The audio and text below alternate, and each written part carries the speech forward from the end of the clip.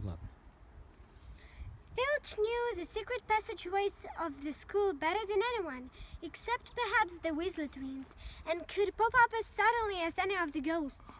The students all hated him, and it was the dearest ambition of many to give Mrs. Norris a good kick. And then, once you had managed to find them, there were the lessons themselves.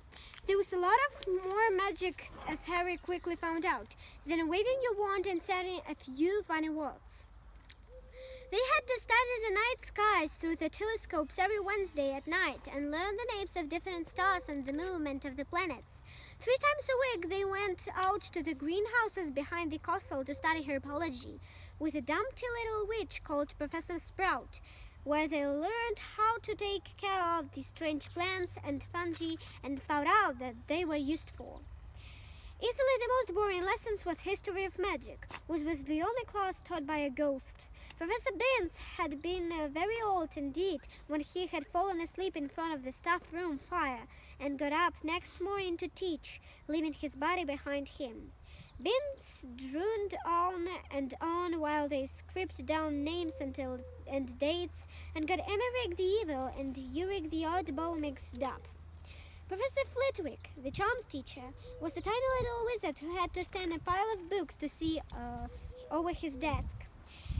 At the start of the first lesson, he took the register, and then he reached Harry's name. He gave an exciting squeak and toppled out of sight. Professor McGonagall was again different. Harry had been quite right to think she wasn't a teacher to cross. Strict and clever, she gave them a talking to the moment they sat down in the first class. Transfiguration is some of the most complex and dangerous magic you will learn at Hogwarts, she said. Anyone messing around in my class will leave and not come back. You have been warned. Then she changed her desk into a pig and back again. They were all very impressed and couldn't wait to get started, but soon realized they weren't going to be changing the furniture into animals for a long time. After making a lot of complicated notes, they were each given a match and started trying to turn into a needle. By the end of the lesson, only Hermione Granger had made any difference to her match. Professor McGonagall showed the class how it had gone all silver and pointy and gave Hermione a rare smile. The class everyone had really been looking forward to was Defense Against the Dark Arts, but Quirrell's lessons turned out to be a bit of a joke. His classroom smelled strongly of garlic, which everyone said was to ward off a vampire he'd met in Romania and was afraid would be coming back to him one of these days. His turban, he told them, had been given to him by African prince as thank you for getting rid of Trumble's own zombie, but they weren't sure they believed the story. For one thing, when Seamus Finnegan asked eagerly to know how Quirrell had found out the zombie, Quirrell went pink and started talking about the weather. For another, they had noticed that a funny smell hung around the turban, and the wizard twins insisted that it was stuffed full of garlic as well, so that Quirrell was protected wherever he went.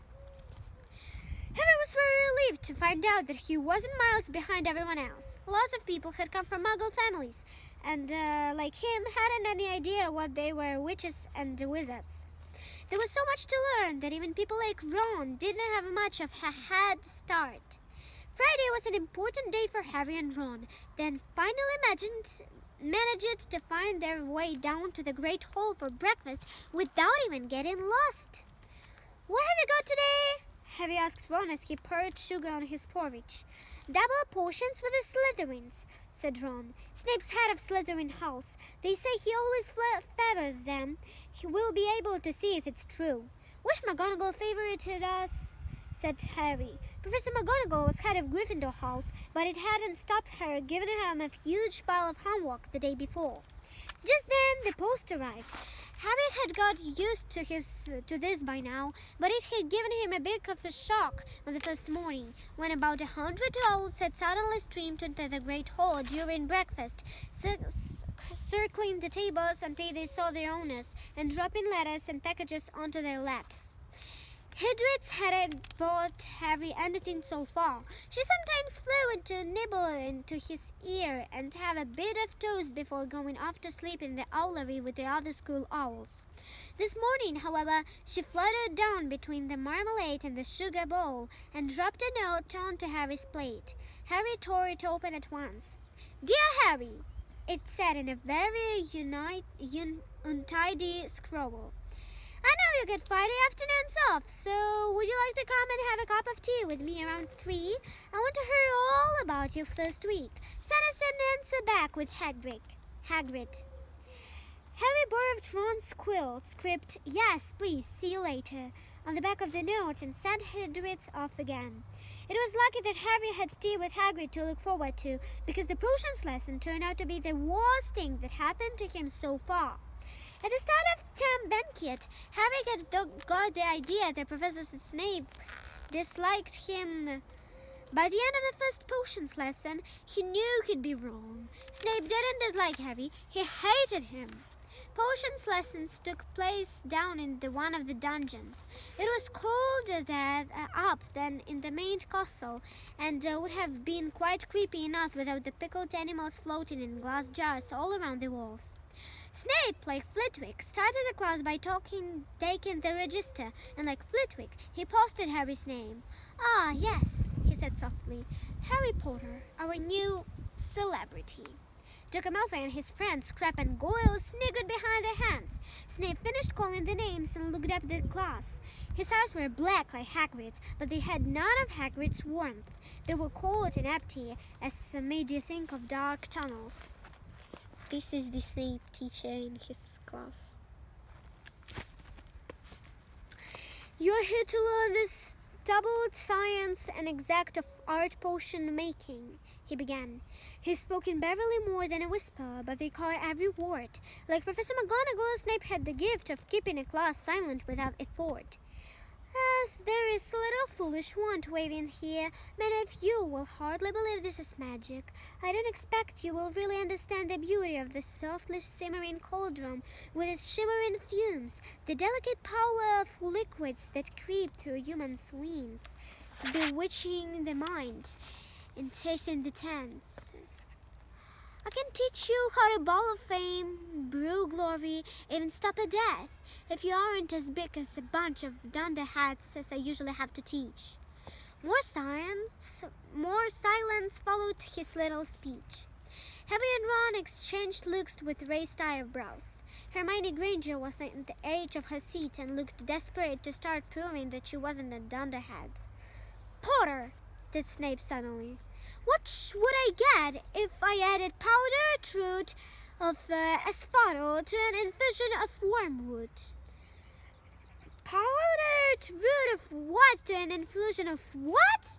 Harry glanced at Ron, who looked as stumped as he was. Hermione's hand had got into the air. "I don't know, sir," said Harry. Snape's lips curled into a sneer. "Toot, toot. Fame clearly isn't everything." He ignored Hermione's hand. "Let's try again. Potter, where would you look if I told you to find me a bezoar?" Hermione stretched her hand as high into the air as it would go without her leaving her seat, but Harry didn't have the faintest idea what a bezoar was. He tried not to look at Malfoy, Crabbe and Goyle, who were shaking with laughter. "I don't know, sir." "Thought you wouldn't open a book before coming, Potter?" Harry forced himself to keep looking straight into those cold eyes. He had looked through his book at the Dursleys, but did the Snape expect him to remember everything in 1,000 magical herb and fungi? Snape was still ignoring Hermione's inquiring hand. "What is the difference, Potter, between monkshoot and wolfsbane?" At this, Hermione stood up, her hand stretching towards the dungeon ceiling. "I don't know," said Harry quietly. "I think Hermione does, though. Why won't you try her?" A few people laughed. Harry caught Seamus' eye and Seamus winked. Snape, however, was not pleased. "Sit down," he snapped at Hermione. "For your information, Potter, asphodel and wormwood make a sleeping potion. So powerful, it is known as the draught of living death. A bezoar is a stone taken from the stomach of a goat, and it will save you from most poisons. As for monkshoot and wolfsbane, they are the same plant, which also goes by the name of aconite. Well, why aren't you all copyrighting that down?"